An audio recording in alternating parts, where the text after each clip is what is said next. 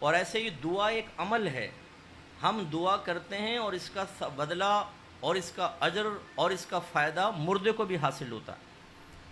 رحمت کونین صلی اللہ علیہ وسلم فرماتے ہیں کہ ایک شخص کا مرنے کے بعد درجہ بلند ہوا تو اس نے اللہ تعالیٰ کی بارگاہ میں عرض کی، یا رب کریم، میرا تو عمل منقطع ہو گیا، یہ اب میرا درجہ کیسے بلند ہوا؟ تو اللہ تعالیٰ نے ارشاد فرمایا کہ یہ تیری نیک اولاد نے ابھی تیرے لیے دعائے بخشش و مغفرت کی ہے، اس کا نتیجہ ہے۔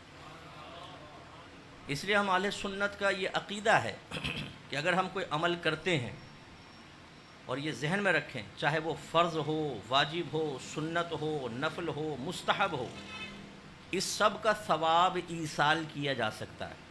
فتاوی عالمگیری میں علامہ ابن عابدین شامی صاحب رحمۃ اللہ علیہ، اس فتاوی شامی کو رد المحتار بھی کہتے ہیں۔ یہ فقہ حنفی کی ایک مشہور کتاب در مختار کی شرح ہے۔ اس میں آپ نے خود یہ لکھا مسئلہ کہ فرض ہو، واجب ہو، سنت و نفل ہو، سب کا ثواب آپ بخش سکتے ہیں۔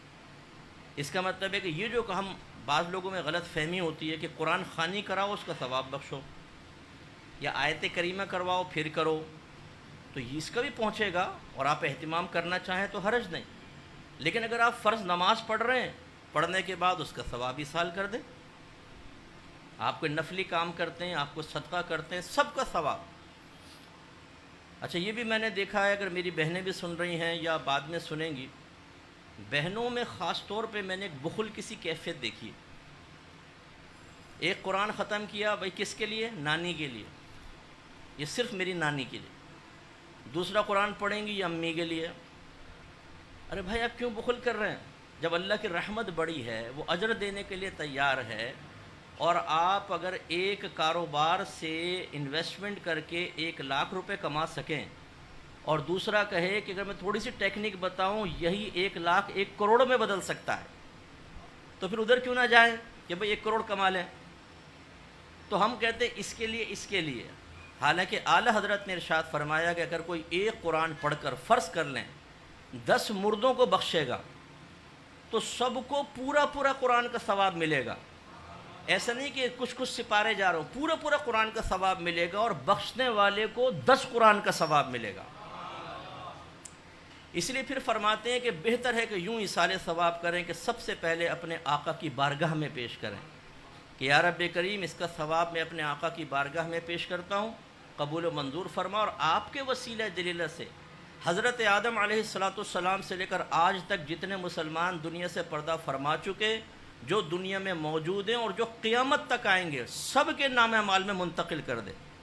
تو اس کا مطلب سب کو پہنچے گا اور آپ کو ان سب کی تعداد کے برابر ملے گا۔ تو بخل کیوں کریں صاحب؟ ہم یہ سوچتے ہیں کہ نہیں، اگر دادا کو بھی کر دیا، دادی کو کے ساتھ ساتھ دادی کہیں گے یہ تم نے کیا کیا؟ ساری زندگی دادا کو برداشت کرتی رہی، تم نے مرنے کے بعد بھی میرے ساتھ کر دی پارٹنرشپ۔ ارے بھائی کریں، کوئی فرق نہیں پڑتا۔ یہ بخل کی کیفیت سے ہمیں باہر نکلنا چاہیے۔ ہمیشہ وسعت رکھیں، اللہ تعالیٰ بڑا رحیم و کریم ہے۔ ہر ایک کی قبر میں نور اترتا ہے جب آپ ایصال ثواب کرتے ہیں اجتماعی طور پر، تو قبور میں نور اترتا ہے۔ حضرت مالک بن دینار رحمۃ اللہ علیہ فرماتے ہیں، میں سفر کر رہا تھا، قبرستان کے پاس سے گزرا تو مجھے ایک نور نظر آیا، تو میں نے کہا لا الہ الا اللہ، ایسا لگتا ہے کہ اللہ نے ان سب کی بخشش کی ہے، کیسا نور نازل ہو رہا ہے۔ تو مجھے ایک غیبی آواز آئی، وہ گویا کہ ایک مردہ کہہ رہا تھا، اس نے کہا کہ یہ نور ایک شخص کے ایصال ثواب کا ہے۔ تو میں نے کہا وہ کیا تھا؟ اس نے کہا اس شخص نے ایک دن وہ اپنے حجرے سے باہر آیا اور 2 رکعت نماز اس طرح پڑھی کہ الحمد شریف کے بعد ایک بار قل یا ایھا الکافرون اور ایک مرتبہ سورہ اخلاص، دونوں رکعتوں میں سے پڑھ کے اس کا ثواب ہمیں بخشا، یہ نور تم اس کا دیکھ رہے ہو۔ تو حضرت مالک بن دینار رحمۃ اللہ علیہ فرماتے ہیں کہ میں نے تہیہ کر لیا، میں بھی اسی طرح ایصال ثواب کروں۔ کچھ عرصے بعد کہتے ہیں مجھے خواب میں نبی کریم صلی اللہ علیہ وسلم کی زیارت ہوئی، اور سرکار نے ارشاد فرمایا کہ اے مالک، جتنا تو نے میری امت کو ہدایہ بھیجے اس کے بدلے میں اللہ تبارک و تعالیٰ نے تیری بخشش فرما دی۔ اور یہ اچھی طرح یاد رکھیں کہ جب آپ اپنے ذہن میں وسعت پیدا کر کے، خصوصاً انبیاء علیہم السلام، صحابہ کرام، اولیاء عظام اور اہل بیت اطہار کو ایصال ثواب کرتے ہیں، ثواب ایصال کرتے ہیں، ان کے پاس پہنچتا ہے۔